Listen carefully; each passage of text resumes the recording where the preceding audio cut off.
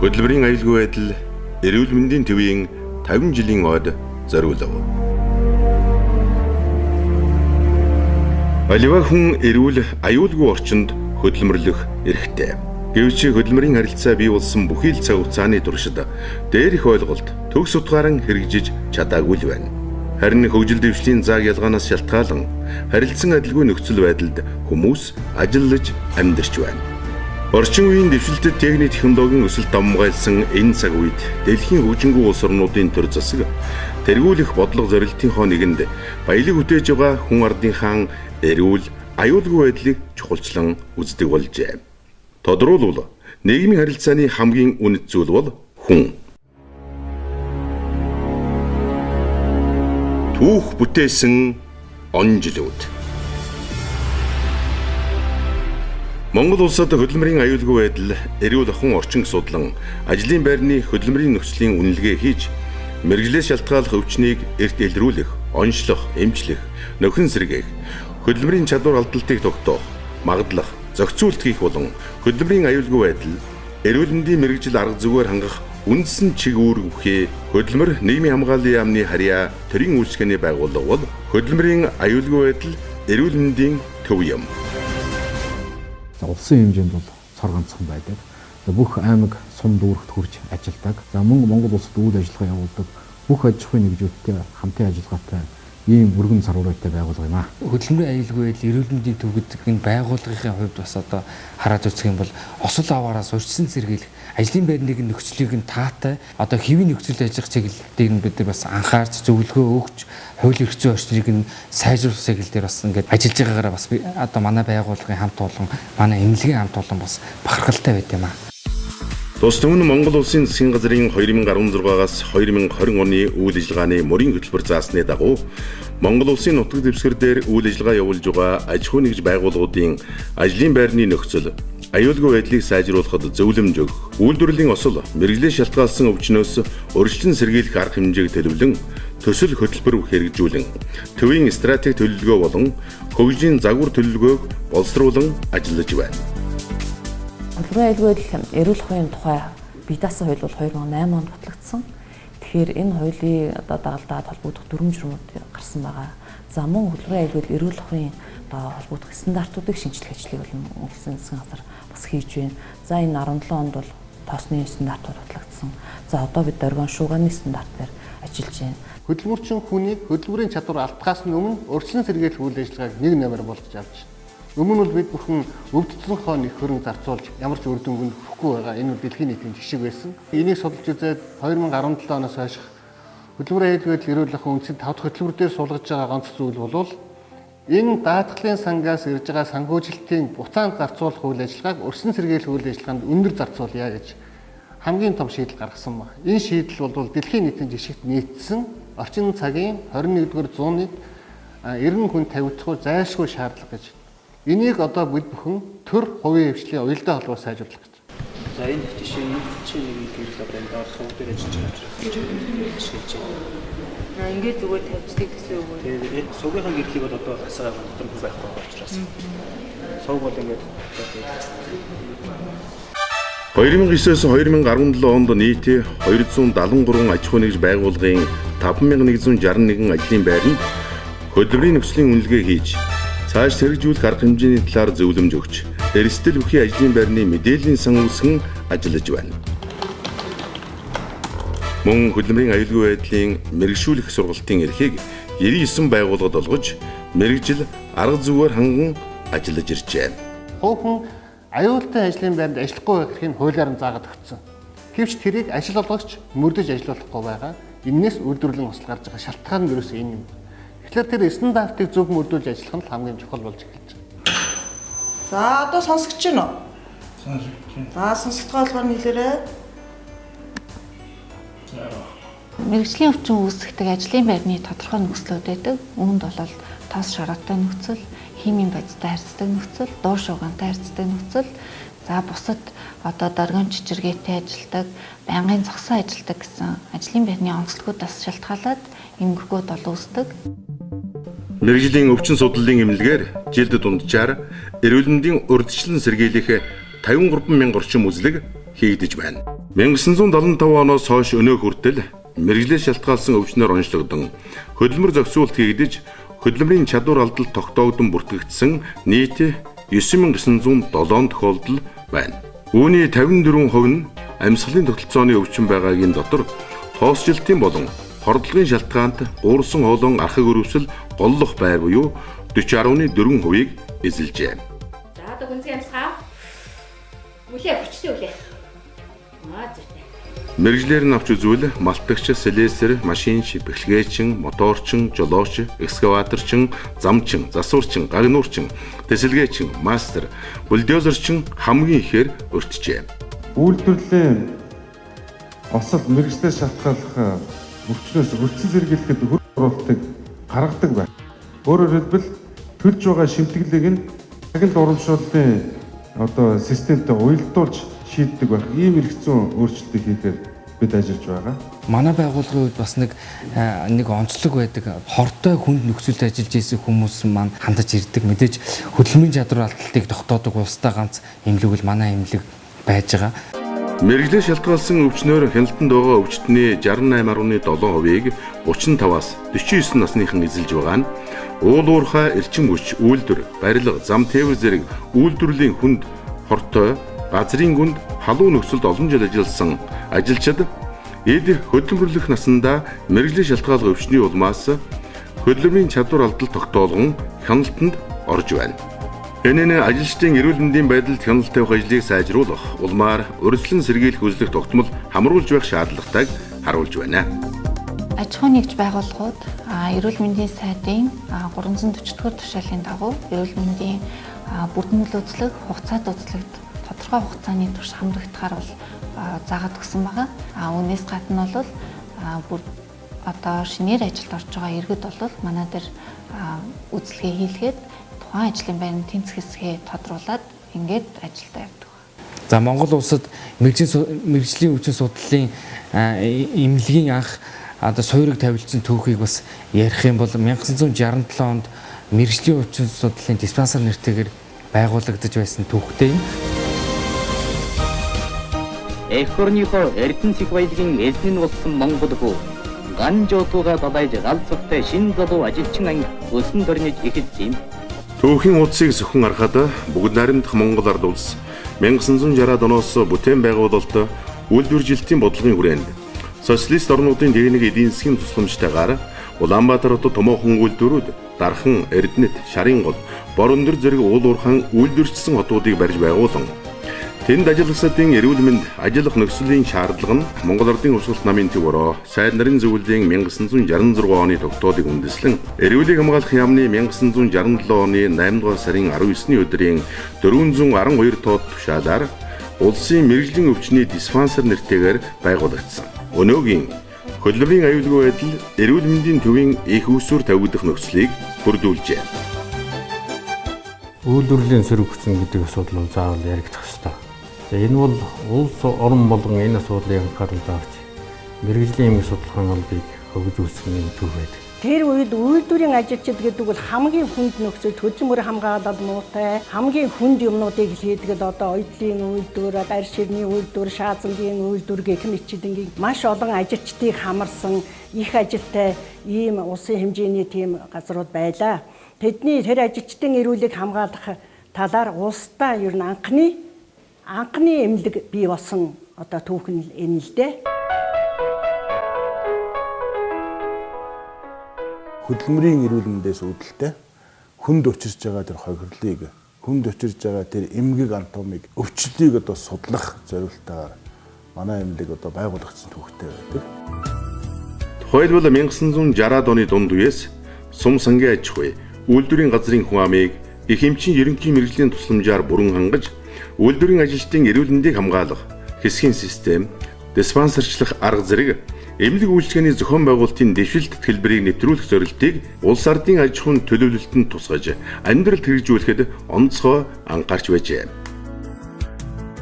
Ямар өвчтэй байна, тэр өвчнөр нь ялгаж цекүүдээр нь явж нарийн мэргэжлийн эмчнэр үздэг байсан. Үйлдвэртээ тохирсон тийм эмчилгээг нь явуулдаг байсан. Манай эмчнэр бол их нарийн мэржлийг эзэмсэн сайхан эмчнэр байсан. Тэгээд тэр эмчнэр дотроос миний хамт ажиллаж байсан зүрх судасны эмч оюун цэцэг гэж байлаа. Одоо гонгор гэж байлаа. Одоо дунгуур гэж эмч сайхан эмч одоо байж байгаа. Физик кабинетын бууд эмч байна. Тэгээ өшөө нарийн мэржлийн одоо гэрлийн эмч, баян жаргал, адиа их олон нарийн мэржлийн эмчэртэй байсан шүү дээ манайх. Мэргэжлийн шалтгааллах хөвчнийг судлах улсын диспансерыг үүсгэн байгуулагдахад бие сэтгэл мэдлэг оюунаа чилээж үнэтэй хөв нэмэр оруулсан. Түүхэн дурсагдах хүндэттэй хүмүүсийн нэг бол диспансерын анхны дарга Цэрэн юм. Тэрээр диспансерыг үүсгэн байгуулах бэлтгэл ажлыг биечлэн хийж анхны бүтэц дүрмийг боловсруулж тулгын чулуу тавьсан гавьяатай хүн. Эднэр ерөөсө бүх ажлыг хийдэг байдаг. Ганцхан үзлэг үйлчилгээнээс гадна одоо олон нийт хүмүүжлийн ажил, нийгмийн чанартай одоо ажлууд одоо бүр субординат цэвэрлэгээнээс эхлээд одоо ажлын хажуугаар хийдгүй ажил байдгүй, ядарч зүтгэхийг мэдэхгүй, гадаа хөдөө явна дөрвөн үлрэлт даарна хөрн, унаатай унаагүй машинаар суун одоо шавар шахаа суун тэр болгонтойгоо одоо эвсэж эвлэрч одоо явж ажил үйлчилгээгээ явуулдаг ийм байсныг бодоход бас сайхан байна бас тийм. Дөнгөж үүсгэн байгуулагдсан энэ байгууллагын анхны томоохон ажлуудын нэг нь 1967 оны намар Налайхын уурхайн ажилчдын эрүүл мэндийг шалган үзэх эмч нарын бригад ерөнхий эмч мөнгө чулуунаар ахлуулан томилтоор ажиллаж 607 хүнд үзлэг хийж 403 өвчлөл үүнээс уушиг тоосч өвчтөй 57 хүнийг эдрүүлж байсан явдал байлаа. Тэгээ анхан эхлээд энэ үйлдвэрийн эмнэлэг гэдэг хэн эхэлсэнгүүл Бацүх гэж эмчээсэн. Манай Эрдэнэтэн Бацүх. Тэр үл ерөөсөө үйлдвэрийн эмнэлэгтэй болёо. Үйлдвэрийн олон ажилчдыг одоо хяналтанд авч эрүүл мэндийн хамгаалъя, урдаас хамгаалж яа гэж. Тэгээ үйлдвэрүүдээр хэсэг хэсгээр одоо явж үзэж хяналтанд авдаг байсан байхгүй юу. Тэгээ сүүлдээ мэрэгжлийн хүчний диспансер энэ нийлээд уул уурхай хортой нөхцөлийн үйлдвэрүүдийг авч үздэг тийм байсан. 1968-аас 1977 онд үйлдвэрийн эмнэлэг мэргэжлийн шалтгааллах өвчний улсын диспансерын даргаар ажилласан энэ салбарын анхны эрдэмтэн Бацүх хүн эмнэлгийн боловсон хүчний гадаад дотоодод сургаж бэлтгэн аж ахуйн олон бэрхшээлтэй асуудлыг шийдвэрлэж диспансерыг өөрийн тохилог байртай болгож хамгийн удаан жил үр бүтээлтэй ажиллаж байсан ажилсаг хичээнгүй эрдэмтэн доктор байсан. За тус байгууллага нь нэг талаасаа эрүүл мэндийн нөгөө талаасаа хөдөлмөрийн статусын байгууллага юм. За социал төвлөрсөн төлөвлөгөөт эдийн засгийн үед 23 жил зах зээлийн эдийн засгийн үед 27 жил одоо үйл ажиллагаа явуулж ирлээ. Энэ байгууллага бол манай ер нь анагаахын салбар дотроо бол шинэ залуу салбар гэж би ойлгож байна. Одоо 50 жил болж байна. Мэргэжлийн шалтгааллах өвчнийг судлах улсын диспансер байгуулагдсанаараа альва зүйлийг эхлэхэд тохиолддог олон бэрхшээлийг энэ байгууллагын хамт олон нэр төртөөгөөр даван гарсан. Би чинь энэ уушигны бичлэгийг анх сурахдаа хөгцөцөг эмчтэй нэгдүгээр эмнэлэг дээр очиж нэг 7 хоног дагаардаа дөнгөж нэг тийм спирийг гаргах гэсэн нэг арчаагүй нэг тийм хариугүй нэг тийм дундад зүүн нэг эмчилгээ аппаратаар эхлэв. Тэгээ дараа нь ерөөсөн бүр нарийн аппаратаа болоо сурхан байхгүй би мөнгөчлөн дарга дээр очиж 14 хоног тийм дадлага хийгээд тэр тооцоолн том аппарат тооцоолох бүх юм мөнгөчлөн даргаар заалгаад тэгээд тэр энэ кабинетийг чинь аппарат хэрэгсэл сайтай том кабинет болгоод нээсэн байхгүй. 1977-оос 1991 онд диспансерын ерөнхий эмч даргаар ажиллаж байсан энэ салбарын 2 дахь эрдэмтэн Монгол улсын гавьяат эмч анагаах ухааны доктор Мөнгө Чулуун нь тухайн үед эмнэлэгт чухал нэмлэг болсон тогтоол шийдвэрүүдийг гаргуулж ажилласнараа диспансераа төв болтол өргөжүүлэн хөгжүүлэхэд гол үүрэг гүйцэтгэжээ. Тэр үед бол аппарат тоног төхөөрөмж одоо эмнэлгийн урьдчилан сэргийлэх болон эмчилгээ үйлчилгээний багаж тоног төхөөрөмж юмнууд бол хангалттай биш. Захиадаад бас тэр болгон ирдгүү. Ер нь голдуул Оросын голдуул аппарат багаж тоног төхөөрөмжүүд ингээд авдаг хэрэгэлдэг тийм байлаа. Хөдөлмөрийн аюулгүй байдал эрүүл мэндийн төвийн 50 жилийн түүхэн замналаас товч дөрдвөл 1968 онд диспансерын анхны хөдөлгөөнт үзлэгийн бригад байгуулагдсан ажилчдад үзлэг хийж эхэлсэн түүхтэй. 1969 онд хот хөдөөгийн эмнэлгүүдийн дотрийн эмч нарын курст мэргэжлийн шалтгааллах өвчний чиглэлээр 160 цагийн хичээлийг диспансерын эмч нар анх заажээ. 1970 онд уулуурхан үйлдвэрийн уушиг тоосчих өвчтэй болсон ажилчдыг амбулатороор үн төлбөргүй эмчлэх тухай заавар батлагдлаа. 1971 онд клиник хийм, хор судлалын лаборатори байгуулагдлаа. 1974 онд мэрэгжлийн шалтгааллах өвчний жагсаалт түүнийг хэрэглэх зааврын тухай Монголын үйлдвэрчний эвлийн төв зөвлөл, эрүүлийг хамгаалах яамны сайдын 122/21-р тогтоол тушаал гарсан. 1978 оноос эхлэн ангаа ухааны дээд сургуульд мэрэгжлийн шалтгааллах өвчин судлалын чиглэлээр хичээл заагдаж эхэлжээ. 1979 онд энэ салбарын чиглэлээр ангаа ухааны дэд эрдэмтний зэргийг диспансерын даргаар ажиллаж байсан мөнх чулуун хамгаалжээ. 1981 онд Зөвлөлт холбоот улсын Ангарц хотын Хөдөлмөрийн эрүүл ахуй мэрэгжлийн өвчний институтэд 20 гаруй эмч мэрэгжил дээшлүүлжээ. 1982 онд эмнэлгийн урьдчилсан ба цаг үеийн үзлэг явуулах тухай эрүүлийг хамгаалах яамны сайдын 137 дугаар тушаал гарчээ.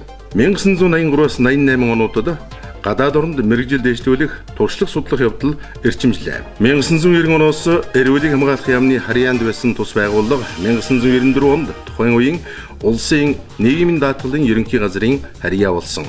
1994 онд эмнэлэг хөдөлмөр магадлалын төв комисс байгуулагдлаа. 2004 оны нийгмийн даатгалын үндэсний зөвлөлийн 18 дугаар тогтоолоор мэрэгжлийн өвчний бүсийн зөвлөлүүд байгуулагдсан байна. 2005 онд өөрийн харьяанд хамгаалтад мэрэгжлийн өвчний 45 ортой сувилэл нээн ажиллуулах болжээ. 2006 онд төвийн захирлаар ажиллаж байсан ламсран уушиг тоосч өвчний зарим төрөл тэдгээрийн эмнэлзэн онцлог сэдвээр ангаа ухааны докторийн зэрэг хамгаалсан байна. Байгууллагын даргаар ажиллаж байсан мөнх чулуун Монгол улсын гавьяа тэмч боллоо. 2008 онд Хөдөлмөрийн аюулгүй байдал эрүүл ахуйн тухай бие даасан хууль батлагдлаа. Хөдөлмөрийн нөхцөл судлалын алба байгуулагдсан. 2009 оноос улсын хэмжээнд хөдөлмөрийн нөхцөлийн үнэлгээ хийх ажлыг эхлүүлсэн. 2010 онд улсын хэмжээнд мэрэгжлийн шалтгааллах өвчнөөр өвчлсөн нийт тохиолдлын тоо болон идэвхтэй хяналтанд байгаа даатгуулагчдын талаарх цахим санг бий болголоо. 2011 онд эрүүл аюулгүй ажлын байрыг эрхэмлэгч байгууллагыг шалгаруулах журам батлагдаж, үйлдвэр аж ахуй нэгж байгууллагуудыг том, дунд, жижиг ангиллаар шалгаруулж эхэлсэн байна. Мөнх чулуун сангийн нэмжлэгтэйгээр мэрэгжлийн өвчин судлалын номын санг нээн ажиллуулсан. 2012 онд Монгол Улсын засгийн газрын 122 дугаар тогтоолоор хөдөлмөрийн аюулгүй байдал эрүүл ахуйн орчныг сайжруулах 4 дахь үндэсний хөтөлбөр батлагдлаа. Нийгмийн хамгаалал хөдөлмөрийн сайд, эрүүл мэндийн сайдын хамтарсан А44-111 тоод тушаалаар Монгол улсад зөнгөлөн тохиолдож байгаа мэрэгжлээ шалтгаалсан өвчин эмгэгүүдийн оншилгоо, эмчилгээний өдөрдмжийг 30 өвчнөр анхудаа батлуулж улсын хэмжээнд мөрдүүллээ. Монгол Улсын засгийн газрын 2012 оны 121 дугаар тогтоолоор тус төв нь Монгол улсын гавьяа тэмч, ангаа ухааны доктор Ядмын мөнх чулууны нэрэмжит болжээ. 2013 онд эмнэлгийн болон хөдөлмөрийн нөхцөлийн үнэлгээний багаж тоног төхөөрөмж шинжлэгдэж, тусламж, үйлчилгээний хүчин чадал сайжирсан. 2014 онд эрүүл мэндийн сайдын 340 тоод тушаалаар эрүүл мэндийн урьдчилсан болон хугацаат үзлэгийн журам батлагдлаа. 2015 онд хөдөлмөрийн сайдын А233 тоод тушаалаар хөдөлмөрийн нөхцөлийн үнэлгээ хийх журмыг шинжлэн батлуулсан. 2016 онд тэтгэврийг хөнгөлөлтөд тогтоох газрын дор болон хөдөлмөрийн хортой хүнд нөхцөлд хамаарах ажил мэргэжлийн жагсаалтад нэмэлт өөрчлөлт орж хөдөлмөрийн сайд, хүн амын хөгжил нийгмийн хамгааллын сайдын 2016 оны А193 77 тоод хамтарсан тушаалаар батлагдсан. Монгол Улсын засгийн газрын 2016 оны 55 дугаар тогтоолыг үндэслэн хөдөлмөрийн эрүүл мэнд судлалын төвийг хөдөлмөрийн аюулгүй байдал эрүүл мэндийн төв болгон өөрчилж, тус төвийн даргаар даваават томилогдсон ажиллаж байна. 2017 онд хөдөлмөрийн аюулгүй байдал эрүүл ахуйн орчныг сайжруулах 5 дахь үндэсний хөтөлбөр батлагдлаа. Стандартчлалын үндэсний зөвлөлийн хуралдаанаар хөдөлмөрийн нөхцөл аюулгүй ажиллагааны хүрээнд 4 стандарт шинээр батлагдлаа. Өнгөрсөн 50 жилийн хугацаанд бол бид нэр хүн ардынхаа эрүүл мэндийг хамгаалах, ялангуяа хөдөлмөрчин хүний эрүүл аюулгүй орчинд ажиллаж амьдрах нөхцөлийг бий болгох олон улсын стандартуудыг нэвтрүүлэх талаар бол ахиц дэвшил гаргасан. Ер нь аюулгүй орчинд хүн ажиллаж амьдрах асуудал нь бол ганцхан төрийн байгууллагын үүрэг биш. Энэ бол иргэний нийгмийн байгууллагууд, тухайн аж ахуйн нэгжүүд, хувь хүмүүс бүгдийнх нь оролцоод төшөөлөж явагддаг. Хөдөлмөрийн аюулгүй байдал эрүүл мэнд гэдэг маань өөрөө бас олон талт өргөн утгатай. хөдөлмөрийн нийгмийн хамгааллын яам, эрүүл мэндийн яам хамтарсан олон асуудлуудыг хийж хэрэгжүүлэх ёстой. Энийг уялдаа холбоог сайжруулах ёстой. Тэгэхээр хүн төвтэй байгууллагуудыг бий болгоно бид бүхэн ярьж байгаа. Тийм ч байх ёстой. Одоо цаг нь тэг тавьж шаардж байгаа. Хувь хүн өөрөө хөдөлмөрч байж байгаа өөрөө ажилдаа хүндэтгэлтэй хандвал нэр хүндтэй болно.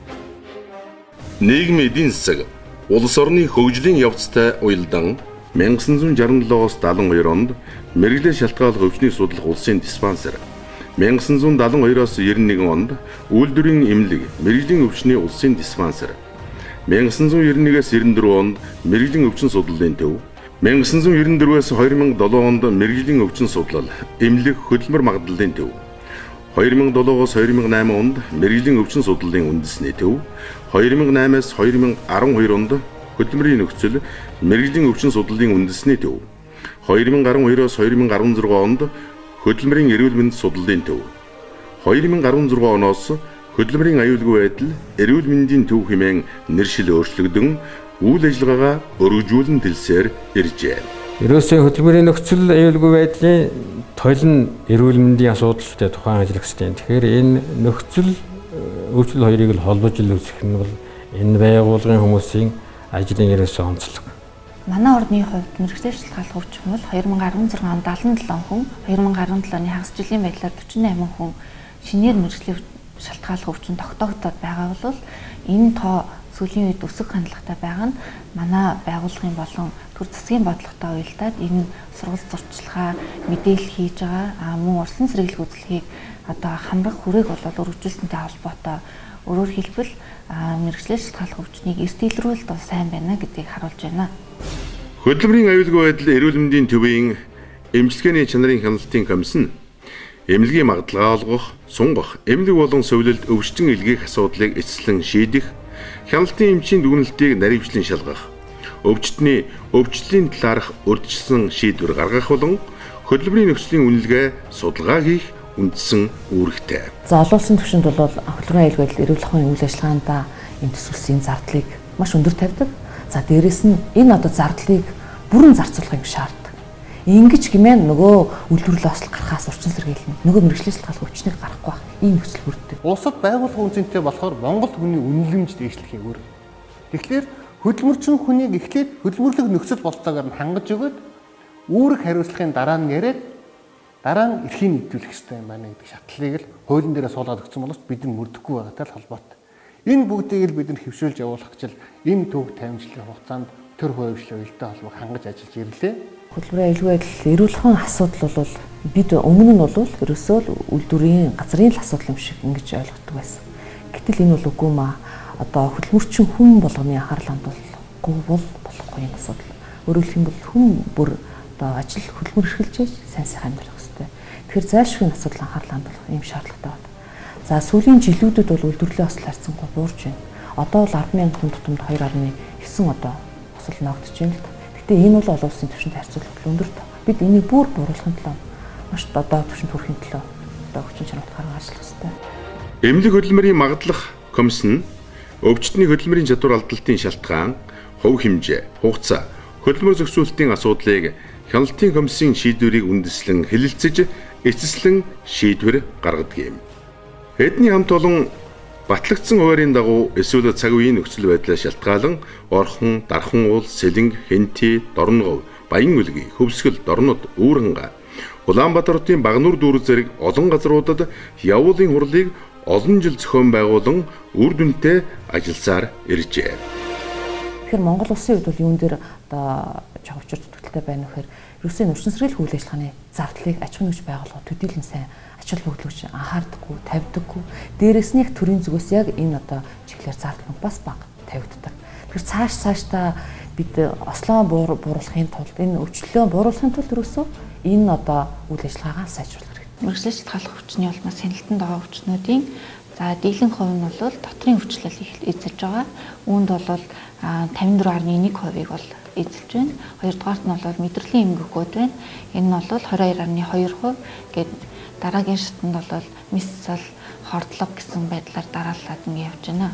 Хөдөлмөрчин хүний эрүүл мэндийг хамгаалах эрхэм зорилготой олон улсын хэмжээнд хүлээн зөвшөөрөгдсөн хөдөлмөрийн эрүүл мэндийн үндэсний төв болох алсын хараатай энэ байгууллага нь хөдөлмөрийн тухай хууль, хөдөлмөрийн аюулгүй байдал, эрүүл ахуйн тухай хууль, эрүүл мэндийн тухай хууль, нийгмийн даатгалын сангаас олгох үйлдвэрлэлийн осол, мэргэжлээс шалтгаалсан өвчний тэтгэвэр тэтгэмж, төлбөрийн тухай хууль, бусад холбогдох хууль тогтоомж эрх зүйн хүрээнд үйл ажиллагаагаа явуулж ирсэн. За цаашдаа хөдөлмөрийн аюулгүй эрүүл мэндийн төв маань үйлдвэрлэлийн осол, мэргэжлээс шалтгаалах өвчнөөс өрчлөн сэргийлэх, за хөдөлмөрийн чадвар ололтыг бууруулах энэ тал дээр бол одоо ахиц дэвшил гаргана гэж бодож байна. За ялангуяа дэлхийд дахин сүүлийн үед бол үйлдвэрлэлийн ослыг тэглэе гэдэг том зорилго тавьж ажиллаж байна. За манай улс ч гэсэн одоо энэ зорилгот нэгдэж одоо бас ажиллах хэрэгтэй. Мөн бид нэр үйлдвэрлэлийн ослгүй ажилласан аж ахуйн нэгжүүдийг одоо дэмжиж урамшуулах дээр хөдөлмөр нийгмийн хамгааллын яам бол одоо бас бодлого дэвшүүлж ажиллаж байгаа. Хөдөлмөрийн нөхцөл үнэлгээний лабораторийг иж бүрэн тоноглож үйл ажиллагааг өргөжүүлснээр үнэлгээ хийдэг аж ахуйн нэгж байгууллагын тоо эрс нэмэгдэж, ингэснээр ажлын байрны үнэлгээг чанарын өндөр түвшинд хийж, эрсдлийг эрт илрүүлж, дүгнэлт гарган, тайландаа тусгах нь мэргэжлээ шалтгаалах өвчлөл буурах төдийгүй эрүүл аюулгүй орчинд хөдөлмөрлөх нөхцөл бололцоо улам сайжрах юм байна. Монгол улсын тухайд хөдөлмөрийн аюулгүй байдлын тухай хууль тогтоомж хангалттай байгаа. Хамгийн гол нь хэрэгжилт дээр анхаарах шаардлагатай. Герман улсад ч мөн адил хуулийн хэрэгжүүлэхэд хугацаа шаардагдсан. Аюулгүй ажиллагааг хангаагүй ажил олгогчдод шийтгэл ногдуулдаг тогтолцоотой. Энэ мэтчлэн Герман улсад тохирсон системтэй тэрнтэй ижил Монгол улсын үндэсний онцлог тохирсон аюулгүй байдлын системийг бүрдүүлэх шаардлагатай. Мөн гадаад дотоодын хамтын ажиллагааг өргөжүүлж тэлснээр сайн үр дүнтэй гэдэг нь нотлогдож хэрэгжсэн туршлагыг нэвтрүүлэн төрийн болон төрийн бус байгууллагуудтай хамтран ажиллаж үндсэн чиг үүргийнхээ хүрээнд үр дүнтэй ажлуудыг зохион байгуулсаар иржээ. Тухайлбал бүгд найрамдах Солонгос улс, Япон, Хятад, Турк, Сингапур, Оросын холбооны улс болон дэлхийн эрүүл мэндийн байгууллага зэрэг газруудтай хамтран ажилласнаар тус төвийн боловсон хүчнийг мэрэгшүүлж чадваржуулах, туршлага судлан сайн туршлагыг өөрийн орны онцлог тохируулан нутагшуулах зэрэг ажлыг үе шаттайгаар амжилттай хэрэгжүүлж ирсэн байна. Хөдөлмөр нийгмийн хамгааллын харьяа боловч тийм ээ. Яг харахгүй нөгөө иргэдийг эмчлэх, эрүүлжүүлэх, эрүүл мэндийн туслан зөвшөөрөлийг бас хамтдаа үзүүлдэг учраас эрүүл мэндийн яамтайгаа бодлогын чиглэлээр олон тал дээр хөрөнгө оруулалтын чиглэлээр хамтарч ажиллах ёстой. Энэ чиглэлийн олон ажлуудыг бас даваа хатарга санаачилж хийж хэрэгжүүлж байгаа. Шинэ эмнэлэгтэй болох энэ боломжийг бас засгийн газрын хуралдаанаар оруулж шийдвэрлсэн байдаг. Мэргэжлээ шалтгааллах өвчин судлалын магадлан итгэмжлэгдсэн нэгдсэн эмнэлэгтэй болсноор мэргэжлээ шалтгааллах өвчнөөр өвчлсөн иргэдийг байнгын хяналтанд байлгах, нөхөн сэргээх, сувилах эмчилгээг эрчимжүүлж тэдний амьдралын чанарыг дээшлүүлэх боломж бүрдэх юм. Энэ эмнэлэг маань цаашид ашиглалтанд орсноор одоо манай энэ хагас 100 жилийн түүхтэй энэ байгууллага маань эмнэлэг маань бас шин шатанд дараагийн одоо 100 жилийн түүхийг бичлэхэд бас томоохон хуудас нэгдэн эмнэлэг нь шинээр баригдаж энэ одоо эмчлэх, онцлох энэ цогц бүрдсэн үед эрүүл мэндийн яам бас туслан дэмжлэг үзүүлэх тийм ээ хамтарч ажиллах, дэмжиж ажиллах тал дээр бас нэлээдгүй хамтын ажиллагаа хэрэгтэй байна гэдгийг хэлж байна. Төвийн стратеги төлөвлөгөө буюу 2016-аас 2020 оны хооронд хэрэгжүүлэх стратеги төлөвлөгөөг боловсруулан батлуулж, ирээдүйн чиг хандлага тодорхойлон ажиллаж байна. Хүн ардын хан эрүүл мэнд, улс нийгмийн хөгжил дэвшлийн төлөө үнэтэй хөв нэмэр оруулж, хагас 100 жилийн турш эрүүлэн, эрсдэлгүй аюулгүй төлөө манаан зогссон энэхүү байгууллагын үг түүх 100 жилээр үргэлжлэх нь дамжиггүй.